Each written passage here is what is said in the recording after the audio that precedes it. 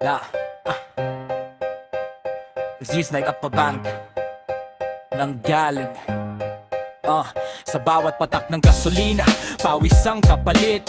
Driver sa kalsada, pagod na ang dibdib. Dati 20 lang ang dagdag sa pasahe, ngayon kahit 50 parang kulang pa sa biyahe. Sa puk ng istasyon, nakapila ang pag-asa, pero sa resibo parang suntok sa masa. Tangke pa lang, ubos ng sweldo, parang buhay ng mahirap, walang panalo. Sa radyo naririnig, puro pangako, may solusyon kami, sabi ng mga namuno. Pero sa kalsada, iba ang istorya. Bawat litro parang buwi sa paghihirap ng masa. Gasolina taas ng taas, bulsay na punit. Bawat litro may kasamang galit. Habang sila nasa taas, nakaupo sa opisina, kami sa baba ang nagbabayad ng gasolina. Gasolina taas ng taas, sino bang may sala? Bakit ang masalagi ang may dala? Kung may hustisya sana sa bawat patak, hindi kami lulubog sa utang at iyak.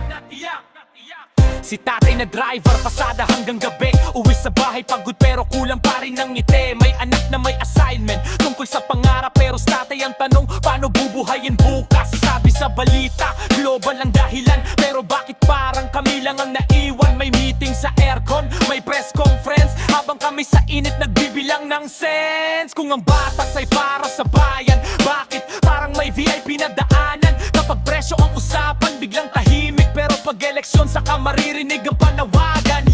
Hindi ito kantalan ng galit, ito'y kwento ng taong pilit kumakapit sa bawat patak ng gasolina sa sahig. May pangarap na nahulog kasabay ng bawis. Gasolina taas ng taas, bulsay na punit. Bawat litro may kasamang galit. Habang sila nasa taas, nakaupo sa opisina, kami sa baba ang nagbabayad ng gasolina. Gasolina taas ng taas, sino bang may sala? Bakit ang masalagi ang may dala? Kung may hustisya sana sa bawat patak, hindi kami lulubog sa utang at iyak. Gasolina taas ng taas, bulsay na punit. Bawat litro may kasamang galit.